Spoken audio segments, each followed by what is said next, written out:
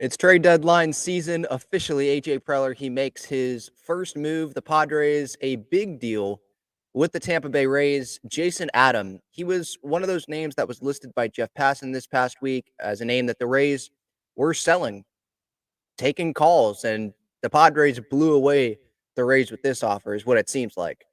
You see it here from Jeff Passan. Jason Adam to the Padres. The Rays get Dylan Lesko, Homer Bush Jr., and then a third prospect. That third prospect is catcher JD Gonzalez. That's the guy that you don't hear about because Ethan Salas is in the Padres organization. So, rightfully so, right? The hype is going to go towards Ethan Salas, not JD Gonzalez. But he's the third guy. I want to first talk about what the Padres got, and then I'll get to the three guys they gave up. I'll talk about this more on the show probably later tonight because the Padres, they still have a game to play later today against the Orioles, and we'll react to that, react more to this trade. But just my initial reaction here. So, Jason Adam, who is he? What are the Padres getting? They're getting a high leverage reliever. The Padres, they wanted a starter, they wanted a right-handed reliever, maybe a bat, and they've checked off one of those boxes here with this Jason Adam addition. A 2.49 ERA this year. His WHIP is under 1.894, and that's what you want. The good WHIPs are under 1. You don't want your WHIP to be, 1.5. That's where it's becoming an issue. And Jason Adam, since the start of 2022, he has not had that WHIP be at 1.5, at anywhere near 1.5. It was 1.5 with the Cubs in 2021, had a 5.91 ERA. But since he went to the Rays, they fixed him up. 1.56 ERA in 2022, a 2.98 ERA in 2023. And then this year, like I said, a 2.49 ERA, 47 games already this season, 47 innings, 13 earned runs. He's striking out 50 guys. He has 16 walks, so 50 to 16 strikeout to walk ratio there. His ERA plus is 57% above league average. If you look at his baseball savant page, you will see a lot of red, including a whiff rate in the 96th percentile. So that's obviously really good. The average exit velocity, guys don't hit the ball super hard off of Jason Adam. Off of Jason Adam. I was just having breakfast, and that's when I got this. Like in the middle of breakfast, I got this news. So it's like, oh, okay. Preller is doing the work. It's, it was what, 7:30, I think, in the morning at that time when that trade went down. And we know AJ doesn't sleep. And 7:30, I mean, he's been up probably for 4 hours. And so look, this is a significant addition for the Padres. And it's not just significant for now, but for the future as well, where the Padres, it's showing they're not trying to win just now, but in the future as well, because they're under control this year, obviously. They have Jason Adam under control for this year and for 2 years after this year. His salary this year is going to be like nothing because it's less than $3 million this year. And by the way, it's prorated, so it's way less than that actual amount because the Padres have already played over 100 games in their season. So in terms of the Padres winning right now, yeah, I love this. Love this move. Now, the guys that they gave up, it could be painful. But I don't know about you guys. I don't have the same feeling that I have with this deal as I had with the Soto deal about what the Padres gave up. Where with the Soto deal, it was like, oh man, they gave up James Wood. Oh, that might hurt in the future. Gave up CJ Abrams, gave up Mackenzie Gore. It was really for me, Gore and Wood, where it was like, ooh, those might hurt. Abrams obviously is an all-star. So look, we've already been through the whole Soto thing. We knew the Padres were going to give up talent, but they still have Jackson Merrill. They had that run with Soto. With this deal, I don't feel as like, oh man. Initially, I did because I see the name Dylan Lesko, I see the name Homer Bush Jr., and I'm like, oh man. This is before I looked into Jason Adam. It was just my initial, right when I saw the pass and tweet. Oh, okay, that's a lot. But then you dig into the numbers of Jason Adam, and I feel better about it. Dig into the numbers of Dylan Lesko and Homer Bush Jr. I feel better about it. You look at the guys that are under long-term control right now. I shouldn't say long-term, but they're under control past this season in this Padres rotation. Dylan Cease, Michael King, Joe Musgrove, Yu Darvish, Matt Waldron, whoever. We'll see if the Padres acquire a controllable arm as well. They have Robbie Snelling still as of this moment as I'm recording this. We'll see if he's gone before Tuesday at 3 p.m. Pacific time. But Dylan Lesko, he was not going to be a part of this rotation this year. Maybe not even next year, the way things are going. You look at Dylan Lesko in the minor leagues, and he has a 6.46 ERA. His whip is over 1.5. Remember, as you don't want the whip to be at 1.5, it's over 1.5. I'm not watching every Dylan Lesko outing, so I can't sit here and tell you exactly what his issue is. But I'm looking at those numbers, and it's not like he's pitching at AAA El Paso, where that's definitely not a pitcher's environment. It seems like he is struggling. I believe he's already had Tommy John surgery, but knowing that he's going to the Tampa Bay Rays, the Rays are probably going to turn him into Tyler Glass now, and we're going to lose Tyler Glass now, to the Rays in this. But if Jason Adam is a high leverage reliever and he ends up being big for the Padres in the postseason and helps the Padres make the postseason and can help the next couple of years as well, and he's not going to be making a ton of money, I wouldn't think, then it could be worth it, right? You got to take risks in these deals. And again, like Dylan Lesko, he was not going to be a frontline guy in the next couple of years. This year, next year, it doesn't seem like that to me. Um, in this Padres organization, and so when you're the Padres, you're trying to win right now. You're willing to give up someone like Dylan Lesko.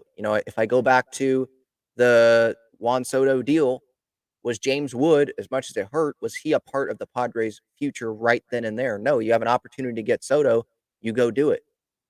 Here you have an opportunity to get one of the top right-handed relievers in baseball, one of the best setup men in baseball, and you're in the Padres situation where you're trying to win right now and you want to help this bullpen bring more support to Morahone and Estrada and Suarez. I mean, the other night, right? They had to extend Morahone. Wouldn't it have been nice to have someone like Jason Adam in that bullpen? Some of these days where Suarez has to go back-to-back days, they don't want to pitch him a third day, or you could say the same thing about Jeremiah Estrada, and you can have Jason Adam now be in those spots as an extra guy. You can shorten games. Maybe you're not putting as much stress on a Michael King to get into the seventh inning or Dylan Cease to get into the seventh inning every time or get through six sometimes. If you like a matchup, you can go to one of those four relievers to get through the seventh, and then you'd say you have a lead. You could have Adam, Estrada, and Suarez, or whatever order you want, for 7, 8, 9. It just opens up so many things. And then after those four guys, you have a Yuki Matsui as a lefty. You have guys, we'll see what happens with Wandy Peralta and all that, but you have those arms. I'm intrigued by Alec Jacob. We'll see if he gets into the game today or whenever, but it just extends. You know how when Luis Ariz gets acquired or someone gets acquired, it extends the lineup? This extends the bullpen. I think it will help out the starters as well. And so, yeah, I like it. Talk about the other two guys, Homer Bush Jr., someone else that probably wasn't going to impact this Padres team immediately. I'm looking at the Padres top prospect list right now. His ETA is 2026. He is, I believe, in Fort Wayne right now, or was 22 years old. He was drafted out of Grand Canyon. Seems like an athletic player. I remember being intrigued by him when the Padres selected him. But let's look at it. I mean, Tatis is going to be here long term. Merrill's going to be here long term. Not saying Bush can go be the left fielder in a few years, but Padres are trying to win right now. You have an opportunity to go get one of the top relievers in the game. You go do it. And so I'm not sitting here like, oh man, I wish they wouldn't have given up one of these guys. I just don't have that feeling. It could bite us in the butt, but I just don't have that feeling right now. And JD Gonzalez, definitely I don't have that feeling. It's nothing against him. But 12th ranked prospect. And, Ethan Salas, he's obviously the guy for this Padres organization, him and Leo DeVry, especially he's the guy when it comes to catchers. And so JD Gonzalez, he probably wasn't going to get the same amount of opportunities as Ethan Salas. And Ethan Salas, he's going to get an opportunity at the big league level at some point. JD Gonzalez, I don't think, was guaranteed that opportunity. He was going to have to really outplay guys, and that wasn't happening. he's 18 years old. He's young, just like Ethan Salas is. So I don't want to make it seem like JD Gonzalez is not going to be a big leaguer. I'm just saying, again, you're trying to win right now. You have a good catching situation. You have Campy under control. Salas, there's obviously a priority to develop him and have him get chances and rise up the system. I think JD Gonzalez was someone the Padres were definitely willing to give up for an impact player. 18 years old.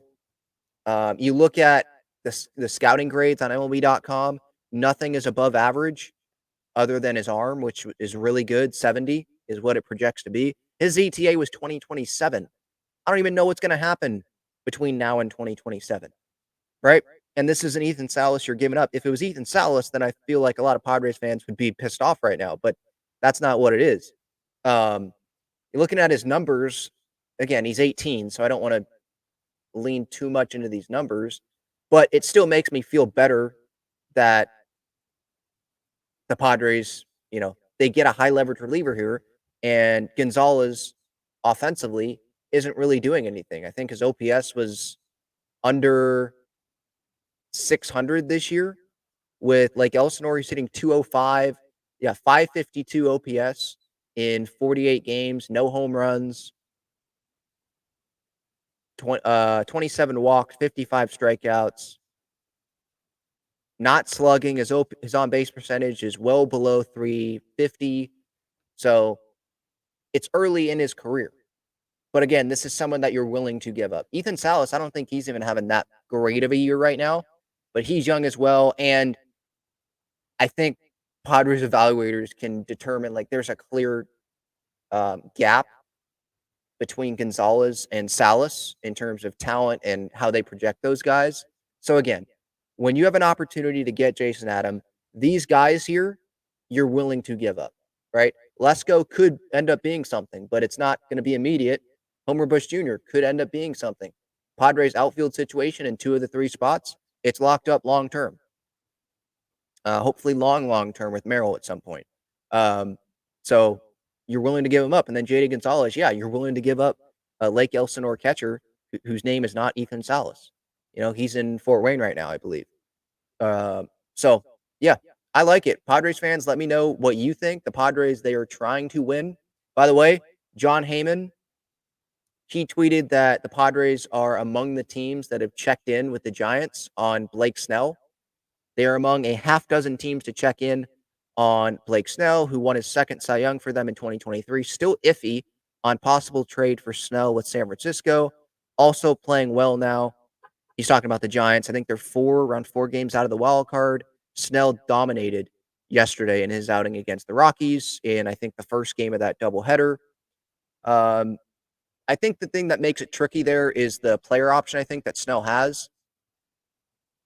But I think Snell would love to come back to the Padres. I think he'd love to get out of that situation. Obviously, it's not like I have a relationship with him but it seems like he'd love to be back on a contending team with the Padres. The Giants, and with Bob Melvin as the manager, feel like the Padres of last year. They're not obviously as talented as the Padres were last year, but they're outside the wild card race, and it feels like they're trying to think of reasons why they should not be selling guys instead of realizing the situation they're in and saying, yeah, it's probably best to go sell guys.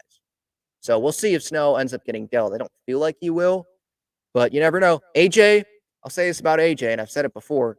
He never fails to make things interesting. If that's the thing that is the best on, it's not the best thing on his resume, but it's definitely something that you can't ding him for.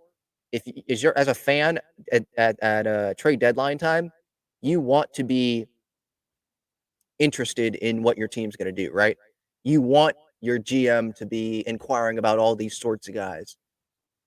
AJ Preller is that guy. The work ethic, the possibilities that he just has roaming around in his head at this time of year. Jason Adam was someone that I was intrigued by, but I was not expecting at 7:30 in the morning for the Padres to go acquire him and give up Lesko, Bush, and JD Gonzalez. But, my thoughts after digging in a little bit more, I'm good on this deal.